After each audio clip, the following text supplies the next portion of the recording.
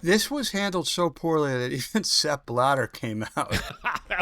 He couldn't believe the level of corruption. If John Gotti was still alive, Yeah. he'd speak out. Go, guys, come on. Right. Yeah. This is crazy.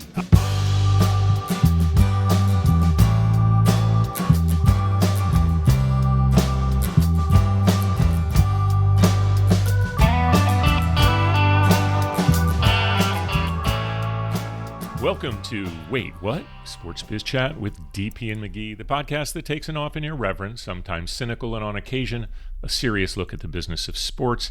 I'm your co-host, 𝘬𝗏𝘁𝗏. And I'm Tim McGhee. Well, the semi-magical run of the U.S. men's national team in World Cup has come to an unceremonious end after some political intervention into the decision-making of the always above-board FIFA. But World Cup plays on. So, Tim, what's on your mind? Oh, so many things. Get out your fishing pole because you just opened up a can of worms. First of all, who was the coach who said they were who we thought they were? That was Dennis Green. Dennis Green. Yeah, well, listen, the U.S. team were who we thought they were. They were a team that was destined to get out of the group stage, but they weren't destined for a deep run because there were just a lot of other better teams in the tournament. Belgium being the first truly elite club or country that they played in the World Cup, in my humble opinion. But the path that they got to that match, it's so maddening, disappointing, frustrating. The guy who says, I know a lot about sports, doesn't know what a red card is. The guy who says he knows a lot about sports says, how can they punish him for a match that hasn't even been played? Like, he doesn't even have the concept of a suspension. And FIFA is no better. FIFA set the precedent when they let Ronaldo's red cards be, no pun intended, suspended so he wouldn't miss the first two matches of the group stage. They're a corrupt organization. They've always been a corrupt organization. They will probably always be a corrupt organization. And our president violated norms, protocols, probably violated FIFA rules from what I've been reading, and put the U.S. men's team in a very, very bad position. To have them have to defend themselves by playing Balogun in the Belgian match is just, it's not fair to those guys. Now, if U.S. soccer was lobbying behind the scenes, which apparently they were, I have no problem with that. Because the way they comported themselves in public, not only as an organization, but certainly Balogun individually, was commendable. I would have an issue if they were conspiring with the administration in that lobbying, and that remains to be seen. Yeah, this singular story of Balogun's red card being suspended or a suspension being suspended is going to be a book someday, because I think we're going to learn a lot of things. And I will say one other thing. I sure as hell wish Grant Wahl was still alive able to cover what was going on, because everything that's happening in this World Cup, everything we've seen since Infantino took over, and Infantino tried to be very transparent or claimed to be very transparent when Wahl came on. He would be the guy to dive into this and really look what has happened. I agree with you, and we do know that Andrew Giuliani apparently did offer up lawyers. Now, I don't know if that's a step too far, probably is. If, that they started rallying around this simply because someone probably told him, told Trump what a red card was, and he thought it was weird. But I'll go a step further than you even did. When he said, I know everything about sports, if you heard his description of what happened in that interaction with Balogun, oh, it was not even a foul. They just got mixed up. I'm really sick of the argument. I agree that it was questionable to give a red card in that moment, but far be it from me to defend Trump. Somebody told him what had happened, which is at the moment of the play, there was no foul called. It was only when play stopped and they went to VAR, and they went from no foul to a red card.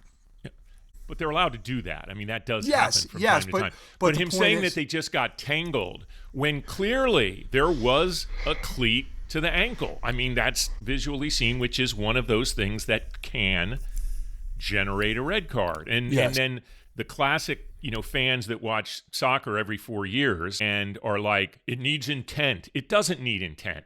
I'm so sick of like everybody, and obviously the entire Barstool crowd, the Clay Travis crowd, the people that hate this sport and like talking about how much they seem to hate this sport on a regular basis, are now the biggest experts in the world on the sport. So we talked about that last week. The people who, 2-1. Listen, I think this is perhaps the best U.S. men's national team that I've remembered seeing. I do think they have some good players, good control from the midfield, a pretty exciting striker in 𝘞𝘂𝘐. But let's call this what it is. And I praised him in that first match against Paraguay. They definitely need to move on from Christian Pulisic, if you ask me. He's not leading them anywhere. At least when Gio and Berhalter came in, they injected a little bit of excitement. I mean, listen, I feel horrible for Freeze. That was one of the worst plays you'll ever see.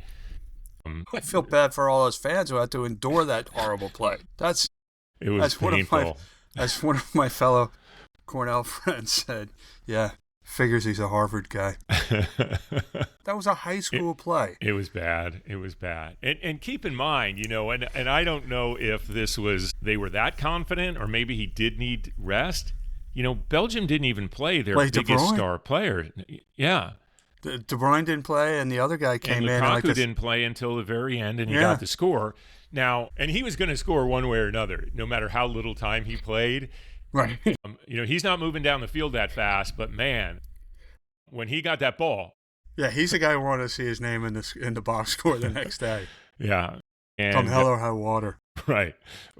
But listen, two things can be true. The call could have been questionable, but you don't go around the rules to try to get special treatment. It was what it was, but again, I will go back. FIFA set the precedent when they did a very similar thing with Cristiano Ronaldo. The difference was if you look at that play with Ronaldo, there was no question that it was a red card. Here was very questionable. Should it have been a red? Should it have been a yellow? Yeah. Intent does not come into it, but the fact of the matter is his foot had to come down somewhere. The guy's leg was back. He did have to put his foot down somewhere. He didn't have a choice. It was clearly incidental that it landed there, Correct. I think. But it was a dangerous play because it got to a vulnerable spot. Agree with all of that. Now, Ronaldo's was a 3-game suspension, and he served the one, but that was prior to World Cup. Correct. They wanted Ronaldo to have a goodbye in World Cup. So these rules are as flimsy as they can be. The only good that could come out of it is that they could change the rules to allow for that. Because there is some validity to the point that the official did look at the VAR apparently in slow motion, which you're not supposed to do. There are a lot of valid points.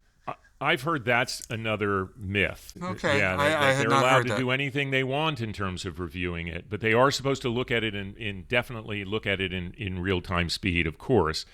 But there seemed to be a lot of stories that got out quickly. That's the point I raised about the intent. You see so much out there about that you have to. You don't know. It's not a jury. You don't have to prove intent. There is no way to prove intent. And he clearly wasn't intent, but that is not part of the rule. I think stepping back, and you're right. I think FIFA set the precedent. And you could also say, Messi in his first game in group stage. I mean, he clearly just literally went right at a guy's calf. It should have probably been a red card. Messi does seem to get Michael Jordan treatment. Let's say this. It seems to me anyway. I'm not going to go full out conspiracy. But back to this point about the momentum that this U.S. national team had here, I think was exciting. Yes. I think people were falling on. And once again, there was an injection of something that was almost, in the administration's, I think, self-serving arrogance, I'll say that. Wow, just changed the absolute dynamic of everything that was happening. And it's just like, why does that keep happening? Well, I guess we know why that keeps happening. Yeah, the fact that they lost, they deserve to lose because Belgium was a better team and they played very poorly. 𝘞𝘂𝘐 was a virtual non-factor in that match, except he did have the run-up and got fouled that led to Malik Tillman's goal, which Tillman's emerged as a star, in my opinion. Yeah. So I think I think what we have to do is we have to take the positives out of this. We have to try to forget that. I hope they re-sign Pochettino as the coach because he got the most out of that team. I agree with you 100% on 𝘚𝘰𝘃𝗲𝗿𝗶𝘴. Moving on from 𝘚𝘰𝘃, he was a non-factor. He was injured. He was subbed out in the first half of the Paraguay match. He missed the Australia match. He played in the Turkey match, which meant nothing, right? He was okay in the Bosnia-Herzegovina, nothing special. And then he got hurt again in the Belgium match. And he was getting stripped of the ball just nonstop. Right. They didn't rise to the moment. We don't know if any of the noise around it affected them. It couldn't have helped, if you ask me. Yeah, now, I have a question for you regarding Pochettino. Uh-huh. Would you have sat Balogun? No. Thierry Henry said it. We've heard it a lot. Don't hate the player, hate the game. But what it did do is it made them shift their preparation for Belgium, right? I don't know who would have started in his place, whether it would have been Reina, would have been Pepe. I don't know. But it made them change their preparation and then change back. And it was unfair to Belgium as well, who was preparing as if they weren't going to be facing Balogun and then had to prepare for facing him. No, I would not have sat him. I wouldn't have either. I agree. I mean, I think he's been, if not your best player, one of your best players to date, and he showed that ability to be a classic striker, I think, in the vein of some of these great ones that we're watching. Certainly a 10. Yeah. I mean, listen, there's so many other storylines obviously going on, and Fox is, in terms of the U.S. broadcast, I think is absolutely crushing it after paying a very under market value number for these games. I saw something in Sportico, I think, today saying that they've made their nut back for that just on hydration break ads. Yeah, they've made a tremendous amount of money because I wouldn't say they got hosed with the Qatar tournament, but they did not make as much money as they thought they were really going to make. I want to talk about the hypocrisy, the irony, the double standard, whatever you want to call it, about the fact that just last week, Trump was screaming about the Supreme Court not allowing him to end birthright citizenship. And then the next week, he's defending a guy who is only playing for the U.S. because of birthright citizenship. Holy crap. And an extremely bizarre case of birthright citizenship. Yeah. Well, the hypocrisy certainly abounds on this. You've probably seen that several members of the larger U.S. men's national team, the VP of security and a team manager, have been suspended by FIFA. Now, and they've given no reason why. Have you seen any reason why? I have not. Well, how does FIFA? This is a rhetorical question, by the way, but feel free to answer it. In the announcement of Balogun's suspension of his suspension, they never really said anything. They never said anything about why they did it. They didn't come out and say that it was a misuse of VAR. They didn't say that it was a misinterpretation of what they saw. They just said they have the power to do it. I guess that's just the way. This was handled so poorly that even Sepp Blatter came out. He couldn't believe the level of corruption. If John Gotti was still alive, he'd speak out. Go, guys, come on. Right? Yeah, this is crazy. I will say this because that they had to have had a discussion. Let's think about what that discussion would have been between Infantino and Trump. Because Trump, if he could have taken full credit for it, he would have, right? And if they would have won, he would have said, you're welcome. He would have come out and basically taken credit, I think, based on his history. But he didn't in this case. He said, well, I just could, say that maybe you should look at it. So I have to think that Infantino said, listen, man, I'll do what I can do. This is me acting this out. Hey, man, listen, I'll do what I can do, but you can't say anything about twisting my arm. You got to do me a solid here. I mean, I gave you the very important FIFA Peace Prize. So don't say anything that makes people hate me even worse, which of course now they just hate him even worse. I will guess that when Infantino, if he stands for election again, he won't be getting the UEFA vote. Yeah. We try very hard on this show not to go full fanboy or even fanboy at all. I'm going to break from that right now. Did you see the Argentina-Egypt match yesterday? I did. I turned it on after halftime and was sitting there thinking, oh my goodness, they're not even going to get a chance to defend their World Cup title in the finals this year. They're going to get knocked out. And it was if they just turned a switch. They were so good starting in the 65th minute. Yeah. It was unbelievable. They are amazing. I do think there was some pretty rough calls that I've seen some explanation today. I will admit in that match I was pulling for Egypt primarily because Mo Salah plays on. He's captain of the Egyptian team, the Pharaohs, and would have loved to have seen him, kind of go out because he's not the player that I think he once was, but he's still pretty darn good. And there were some questionable calls and no calls, I think, in that game. But yes, Argentina is so good and certainly have I think potential to defend and win a second straight World Cup here. Based on what they can do and how fast they can make it happen, and that is largely because of the genius of Lionel Messi. Today is the first day of the tournament where there's no games, so we can sit back and take a breath. Mm-hmm. But when you look at talk about the cream rising to the top. Yeah. Right? You got France, Morocco tomorrow, which will be an unbelievable match. And Saturday, you've got Norway and England, and kudos to England for going into 𝘚𝘰𝘃𝗲𝗿𝗶.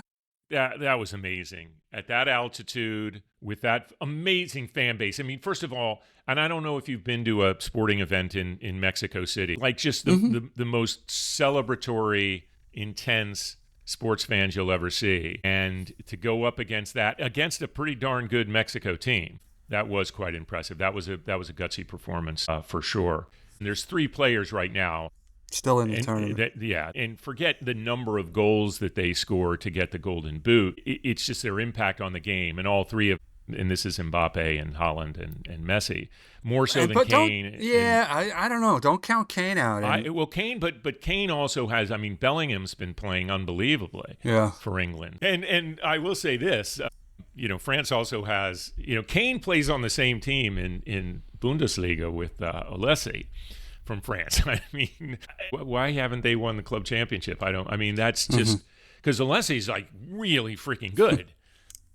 Have you watched, by the way, and you gave him a man of the match last week, I think. Zlatan just continues to absolutely crush this role. And he can speak from a level of authority and obnoxiousness and arrogance in a way that I don't even think Henry has been able to do. Zlatan talking about his top, like his power rankings, his lions, I think he calls them, right? It's just been, that's gold. It's gold, Jerry. Yeah, I forget what Rebecca Lowe said, but his answer was, there is no World Cup without Zlatan. I don't even know if he must have played in the World Cup. I know he played in UEFA championships for Sweden, but I think any question as to whether or not Henry and Ibrahimovic, whether or not they dislike Lawless, that's been answered. It's been answered. That's been answered. But I want to give a shout out. You know that when you text somebody and you text LOL, it's more overused than the term literally. Mm-hmm. But I literally laughed out loud at 2 things over the last day. First of all, there was a meme that came out the morning after the US-Belgium match that said, Trump called Infantino and said, you just need to find me 4 more goals. Yeah. Which I thought was brilliant. But the winning quote, and I think this guy's absolutely brilliant. Roger Bennett described Cristiano Ronaldo as a bottle of Drakkar Noir come to life. I thought that was so funny. Yeah, we're saying goodbye to one of the all-time greats. I mean, clearly he has lost a step. He had that one game where he came back and scored 2 goals, and then of course made it all about himself because that's kind of the reputation of Ronaldo. But he has been a great player. He's an exciting player, one of the most athletic players. Play the game, well, I will say, during the World Baseball Classic, I was sitting where I am now, and the game was on in the background, and my daughter was watching, and she texted me, or they mentioned Clayton Kershaw, and I texted my daughter, and I said, is he coaching or playing? And my daughter wrote back, when you're ready to put your dog to sleep, and you take your dog to the beach one last time to let him run on the beach just once more. Yeah. That was Cristiano Ronaldo. That was which he should not have been starting for Portugal. Which I think was probably the same thought process that FIFA had in suspending his red card suspension. His ego would not allow him to come off the bench for Portugal, which was to Portugal's detriment, in my opinion. Yeah. I mean, you could see it when he was following a play, moving up the field. His ability to get in position just wasn't there anymore, which is exactly what, say, Haaland does now. Like, if you see his burst of power to get into position to finish in just dramatically powerful form is pretty amazing. And Messi still has that ability too. He had a run yesterday where he brought it down to the goal line, and it was deflected out of bounds for a corner, but he had that extra gear, right, that he can still tap into. Primarily because he doesn't run for 87 minutes of the match. Well, the one guy that actually runs more of the three guys that we've been talking about, and I'm sorry, I like Harry Kane, and I know he's been great. I'm not putting him in Haaland, Messi, or Mbappe level right now in terms of just what they are capable of doing at any moment. But even those three are very different players. And I'm probably doing what I was criticizing people for doing earlier, although I have followed the game a little bit for a while. All of these players are amazing to watch, and you know what they can do at a heightened level from the average player. But you look at these teams, you look at the France team, and they're pretty good, you know, across the board. Argentina is just pretty remarkable, and Norway has been impressive. There's no doubt about that. And you know, England is in an interesting position. I would have said that there is no way Belgium has a chance to beat Spain a week or so ago. I think they're in reasonable position to do that now. I'll probably be wrong about that prediction, and maybe Spain will really step up and start playing like I think people expected Spain to play. Yeah. I don't want to argue with you, but of those four, Messi, not surprisingly, has the most goals in international competition. He's got over 120. But Harry Kane's number two, and by a wide margin over Mbappe and Haaland. What are you talking about, career World Cup? No, in all international competition. Yeah. So Harry Kane's no slouch. He's a great leader for the squad. He deserves to be knighted and all that. England loves him, and they should, no doubt about it. So I'm not saying I think he's a steady hand when it comes to a PK. You put it in his hands, and it's going to be pretty solid. I mean, Messi has missed two in this tournament. Yeah. He missed one yesterday. Yeah. And this is where I push upon the limits of my knowledge of international football. Why don't you just shoot the ball down the middle every single time on a PK? Because the goalie's going to guess one way or another. The goalie generally does guess. In the Colombia-Switzerland match, who are these people? There was one that went right down the middle, and it was perfect. He shot it right down the middle of the guy dove. Yeah. There was one missed in that shootout that felt like it was the guy was going for an NFL field goal. It was so far above the thing, which he just had to. I feel so bad for the guy because you know he's catching heat, and I think Colombia went into that match a bit favored. Yeah, you know, obviously I could be wrong, but I don't envy Switzerland having to play Argentina after that win Argentina had yesterday. I don't know. I still think France is the team to beat, but I don't know. There's part of me that wants France to win because I want to see my prediction come true. There's part of me that says that I want to see Argentina win, so they defend and Messi goes out as a champion in his last World Cup. There's certainly a part of me that wants to see England win because those poor bastards have been disappointed since 1966. And they just, you know, they have this belief that they should win every World Cup, which is obviously misplaced. Yeah, but when you brought that point up about that book that you had read and the statistical Soccernomics, yeah, and I tell that to everybody now. It's like they win exactly as much as they're supposed to win. They should win. Statistically, they should win no more, and they probably won't. I said early on they're sort of like the New York Jets of global football, right? Like, well, so maybe they win this time, and I have hope going. Maybe they win this time. I said I didn't think that they could pull it off, but they're a great squad, and you were right. The cream has risen here, and I think every team in here is solid. I liked US's why not us attitude going into this, but we are still very far behind, and it's not even an MLS versus the rest. It's a development thing. Our our Well, I guest think last Gordon, week, Gordon you know, King, talked Gordon, about yeah. that quite a bit, and it's a factor, major factor. Yeah, one player that Gordon Kane didn't mention when he was talking about players not coming through the system was the kid Canavan from the Philly Union. He's already been sold to Man City when he turns 18, right? So I'm trying to think of what the guy's first name is. Kevin Sullivan. Pardon Yeah, me. and and I don't know if it's just the kind of the club supporting the development programs and so forth. Our model here is pay to play, youth sports, travel soccer. Gordon would agree 100% that the college model it's just not just, hey, let's develop them in college. That is definitely too late if we're looking to do it. And yes, a lot of athletes go to other sports. Could we be great if more athletes chose soccer over basketball, football, baseball, whatever? Maybe. But it is this development model, I think, that is, and I mean, parents just go rogue putting their kids through all this stuff, and that's not the way the rest of the world develops their talent. And I'm not saying it's right or wrong. Certainly not in that sport. The profit model certainly works for a lot of people, but it's certainly not making us a world power in soccer, and it won't. Listen, I'm not disagreeing with Gordon, but if you look at hockey here in the United States, what you see are players who come up through junior level, and then they wind up going to college when they're 19, 20 years old after they've been drafted, and they'll stay 1, 2, 3, 4 years depending on their development and things like that. I could envision something like that, an academy system in which you take time off and maybe go to college. I think but we are going to have to change the way we approach this sport if we want to consistently be among the top countries in the world. And I think not everybody, most people agree that's a worthy goal, right? And how do we develop these kids? But I agree. I have been involved in youth sports for many years. I both professionally as a coach and administrator, parent. It's seriously flawed in this country across virtually every sport.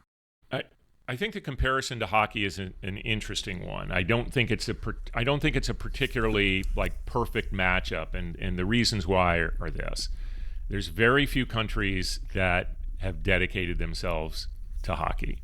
Northern European countries, Russia, obviously U.S., Canada, and maybe some emerging ones.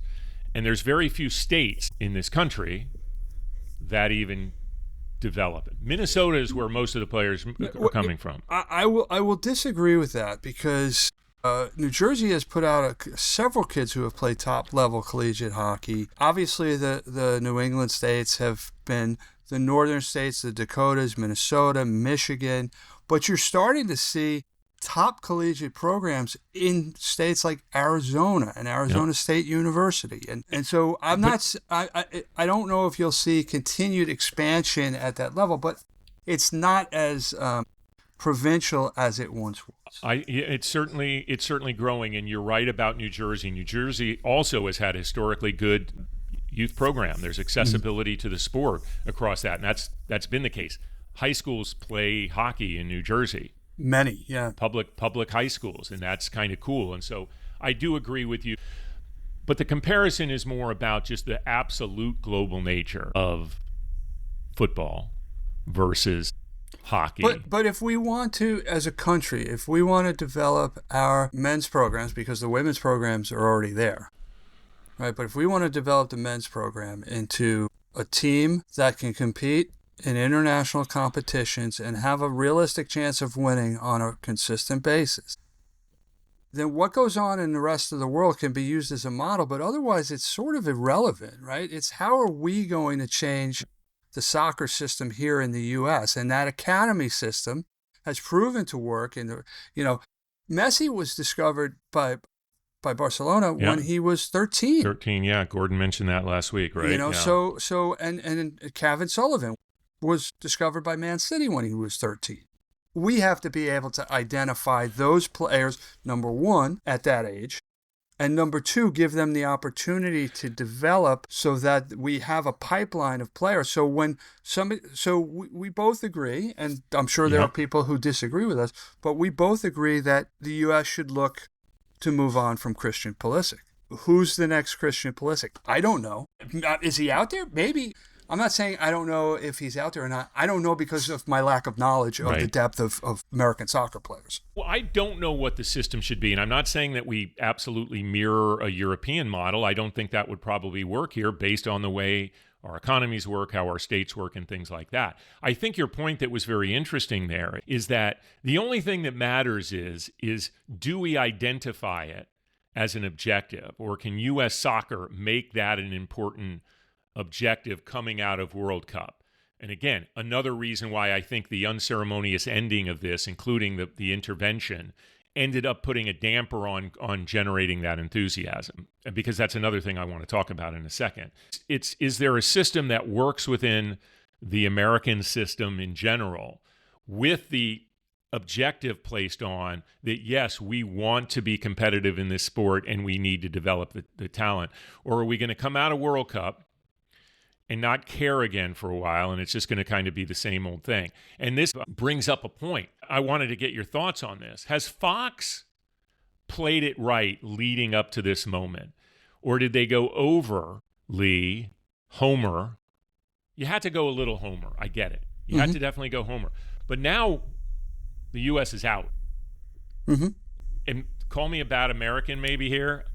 Honestly, I have no less interest in watching any of the games. I'm now more excited because I know I'm going to see good football. You are not alone. There are a lot of people who will continue to watch because of their interest in the sport. Did Fox go overboard? No, I don't believe so. I don't think they really had a choice. I think if they were honest with themselves, they knew that there was very little chance that the U.S. would advance to the semis or the finals, and maybe even the quarters, right? But they had no choice. They had to draw in that American audience to make the kind of, to, drive the viewership, to make the money. What I assume they are hoping is they have got people hooked on the sport at least enough to stay through to the end of the tournament. But I do believe that numbers we won't see. I think the overnights were 30 with a peak of 37, if I'm not mistaken, for the Belgium match. We won't see numbers like that for the quarters or the semis. I don't even think we'll see it for the finals. Yeah, I saw 42 million with both Spanish language broadcasts. I was going to say that number's unbelievable.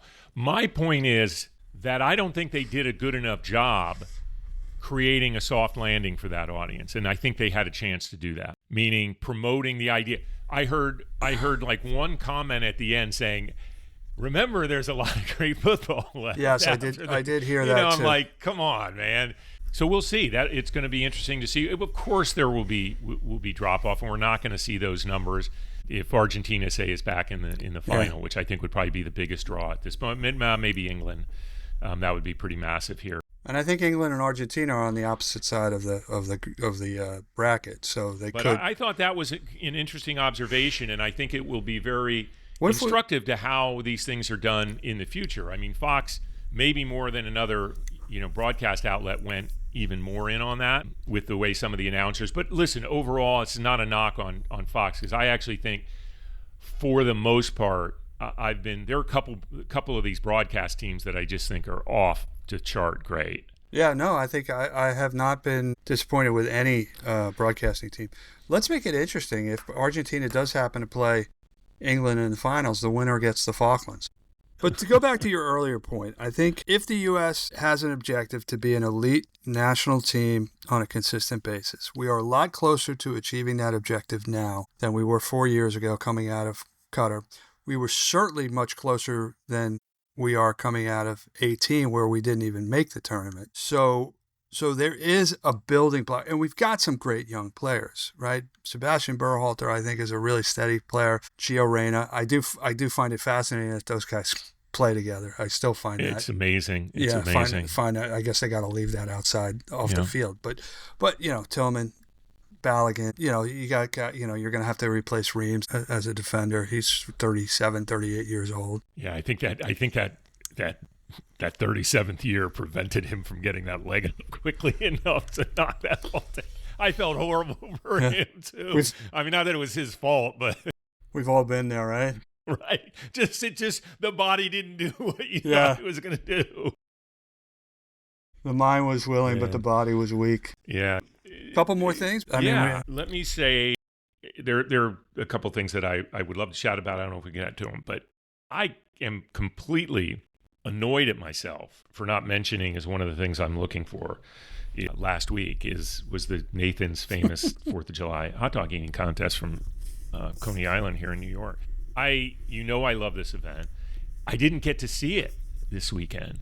I'm a little bummed, but our guy came through again and captured his 18th bejeweled mustard belt.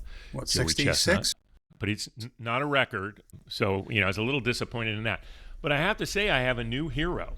My new guy is the guy that won the lemonade chug, Eric Badlands Booker. Apparently, he's still in the urinal. He guzzled a gallon of lemonade in 21 seconds, and he never stopped. Like, he's got a couple guys next to him, and you see this a little bit with the people that qualify that can't even tie the shoes of Joey Chestnut. And what's his name? What's this guy's name? Badlands Booker. Eric Badlands Booker. He's a rapper and a YouTuber and a competitive eater and chugger. He's massive. He's huge. And so George Shea, and I gotta say this, we're gonna get this guy on. He again told me he was gonna come on, and we weren't able to book him before. But George Shea, who's one of the founders of this amazing American event and one of the funniest MCs I guess you'll ever see, because he does all the introductions, and we are going to talk to him someday. But he was basically, as Badlands was chugging the lemonade, he's literally over his shoulder. He goes, "It's like waves. I'm hearing waves." And, the guys next to him are having to take a break every second or so. And he just knocked it out. I mean, he just knocked it out. Now, he looked to be a minimum of 100 pounds heavier than anyone close to him. He could have probably taken down another gallon based on his sheer size. But I just don't know how anyone's not impressed with the work that it must take to do this and the natural talent that they have. And that's what I'll say about the Nathan's famous 4th of July hot dog eating contest and lemonade chug. You want to take a break? We'll come back. I got a couple of things to handle. All right, great. All right.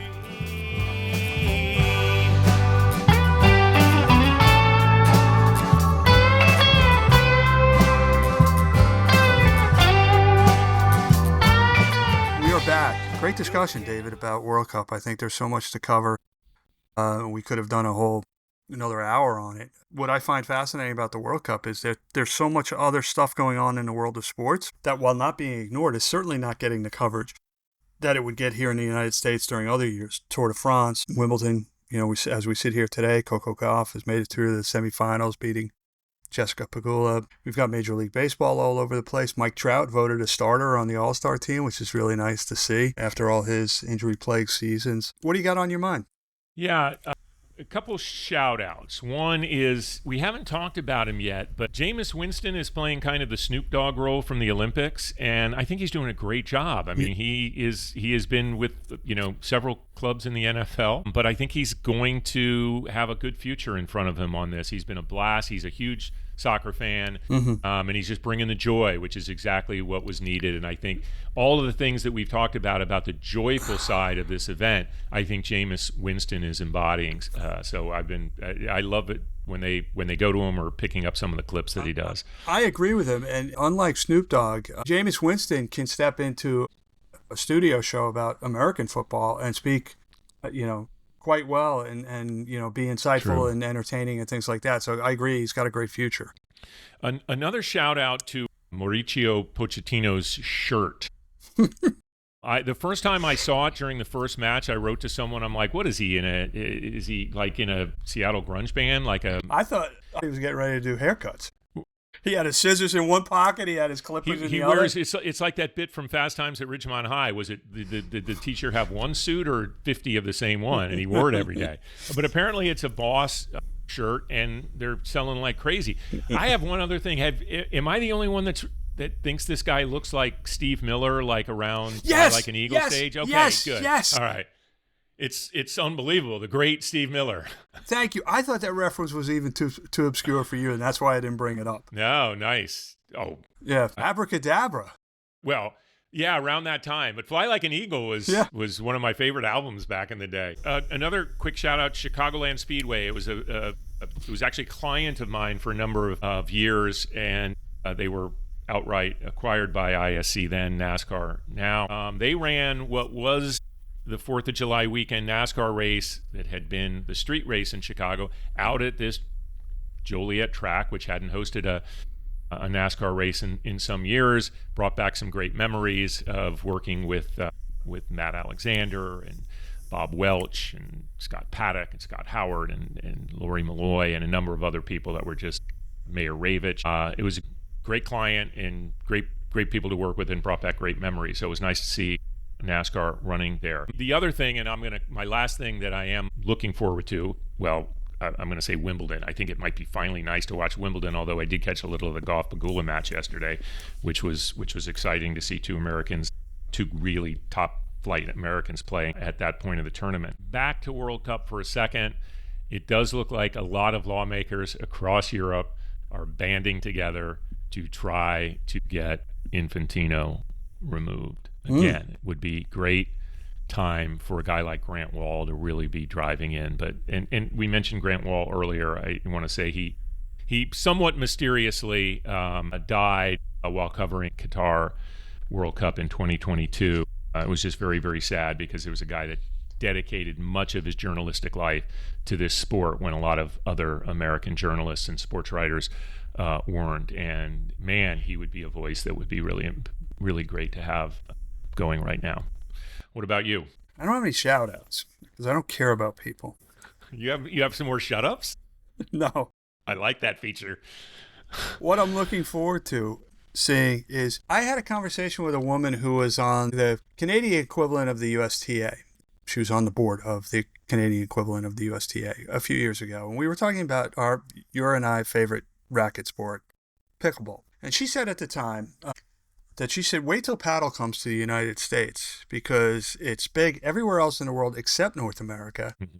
And when it comes, it will really give pickle a run for its money. I'm paraphrasing because I don't remember the exact conversation. Well, lo and behold, the Pro Paddle League, I think it's called, is signed a media rights deal with USA Sports and signed 𝘚𝘰𝘃𝗏𝗏 as their prediction market. That's big. So I'm curious to see what comes of that in and of itself, and also then what effect, if any, it has on pickle. That's number one. Yeah, I'm sorry. No, I was just going to say on that, it's in my opinion a much cooler sport. The big question remains, as we've talked about, is will it end up settling on paddle or padel? But inquiring minds want to know. Yeah. I don't think the market is big enough to support 3 racket sports and tennis is not going anywhere. Right. So the other thing I'm looking at, the IOC has announced that Russia and its athletes can march under the Russian flag starting with the 2028 Olympics. Now, as you recall, they were banned from participating in the Olympics as a direct result of their invasion of Ukraine. So it's interesting that they would allow them to compete in the Olympics under the Russian flag when that war continues, number one. I am cynical by nature.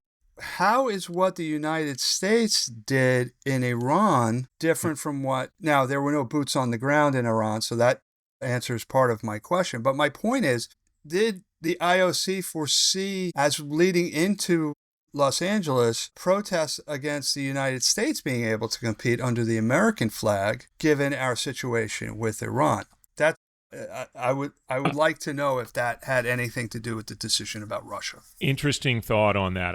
When I read this story, I hadn't thought about it from that angle. I was thinking, though, about the IOC's decision here, and they did give a reason for the decision, meaning that Russia was no longer going to do any sort of sports activity across any of the territory of Ukraine. Mm-hmm. That was the reason. At least they gave some reason, which is not something that FIFA seems to do. Right. That's a little specious, but it's what it is. I personally think there are some difference. I'm not saying I was pro this decision to go into Iran based on the information that was given, whereas Russia clearly was invading for territorial gain. So Right. Okay. Good. Valid point. I think we've hit it all, right? The last thing I'll say about the IOC before we say goodbye is I can imagine the meme already. FIFA is incredibly corrupt. Next line. IOC, hold my beer. Yeah. But with that, let's say goodbye. We did not have a guest this week, as people who listen through the entire show would surmise. But that's okay. We had a lot to cover. I want to thank you, David, as always. But thank you, of course, to our listeners. Smash that like button, subscribe, follow, share, comment. You can find us on dpandmcgee.com. Until next time, he's DP, I'm McGhee, and we'll talk soon.